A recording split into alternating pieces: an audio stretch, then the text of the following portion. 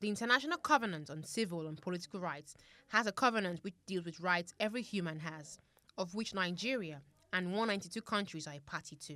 The social space in Nigeria is shrinking in contradiction to this covenant and is under siege as the rights of people have been infringed on in recent times.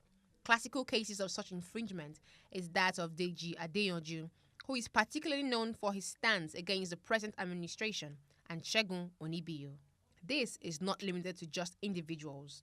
Media houses, NGO workers, social critics, and religious gatherings have been targets of these crackdowns. The Spaces for Change, a non-profit organization working to infuse human rights into social and economic governance processes in Nigeria, organized a press release demanding for an end on the crackdown on civil groups, citing recent happenings in the country.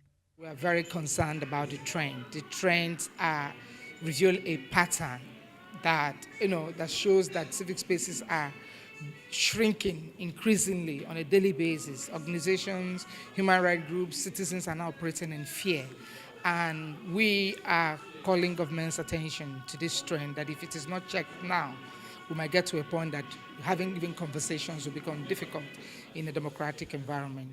Relating to these happenings, Femi Adeyeye, a student of University of Lagos, narrates his own experience. My name is Adeyeye Olorunfemi, a student of the University of Lagos under political victimization, who is yet to even ascertain his status as a student as of today, due to several actions that were taken against me when I expressed myself through a Facebook article against the mismanagement of the university, a situation that happened at the University of Lagos in April 6, 7, and 8 in the year 2016. And since then, we've had several actions coming from protests to court action, even down to my being remanded at Kirikiri prisons in 2017. When the issue of human rights is raised, many Nigerians feel helpless as government authorities give no regard to the rule of law and decrees by constituted authorities, such as the Court of Law.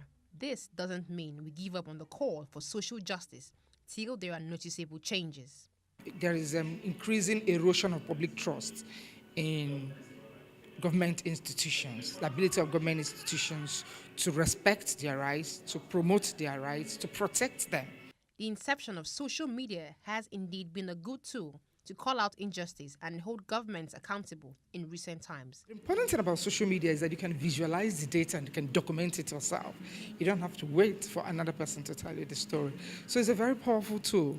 And our laws of our land, like for instance, I'm a lawyer, the Evidence Act has been repealed to admit new forms of evidence, digital evidence. So for us users on social media, we must not relent. In a democratically run state, human rights infringement is in contradiction of a true democracy and is a huge hindrance to the development of that country by limiting its citizens from contributing to its enrichment. Susan Jasper, Plus TV Africa.